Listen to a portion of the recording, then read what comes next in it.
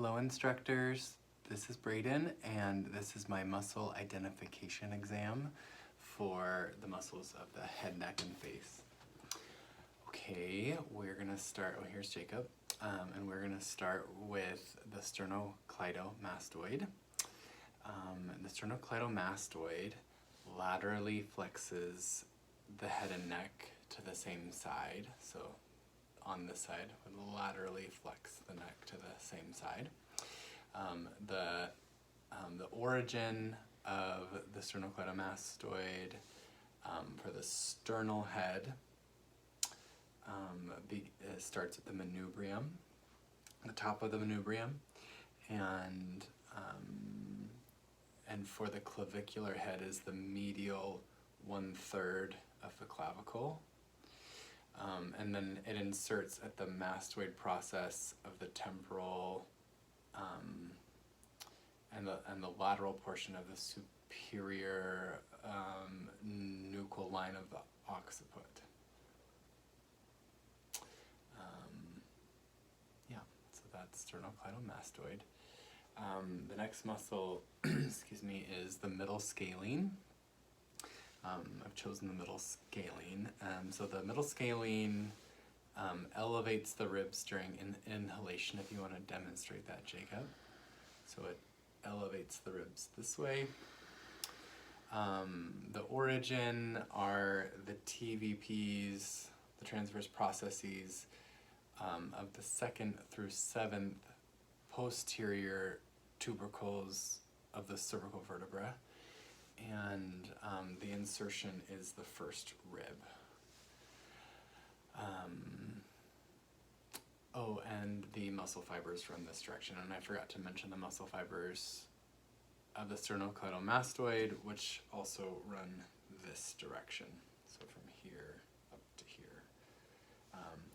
So moving forward. The third muscle is the temporalis, which is right here. And the temporalis, it elevates and retracts the mandible. So elevates and then also retracts the mandible. And the origin is the temporal fossa and fascia of the temporal bone here.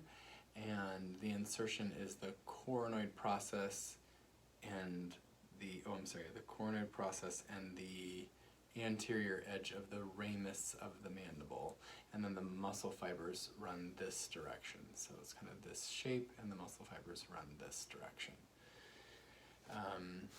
The fourth muscle, I chose the sternohyoid, and the sternohyoid, it depresses the hyoid bone and the thyroid cartilage, so down.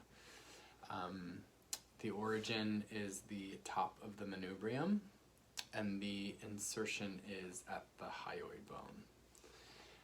And then the muscle fibers run this direction. The last muscle is and Jacob, I'm gonna have you just turn or raise your head a little bit, and I'll just support it here for a second. So the occipitofrontalis, the action for the frontalis muscle is that it raises the eyebrows and it wrinkles the forehead. And for the occipitalis, it anchors and retracts the glia posteriorly.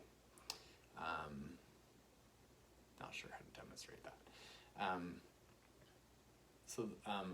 The origin for both of these is the glia aponeurotica, and the insertion for the frontalis is the skin superior to the eyebrows, and for the occipitalis, the insertion is which you can't really see, but the superior nuchal line of the occiput underneath here. And then the muscle fibers run this direction. So again, the frontalis is up here, the occipitalis is back here, and together they make the occipitofrontalis.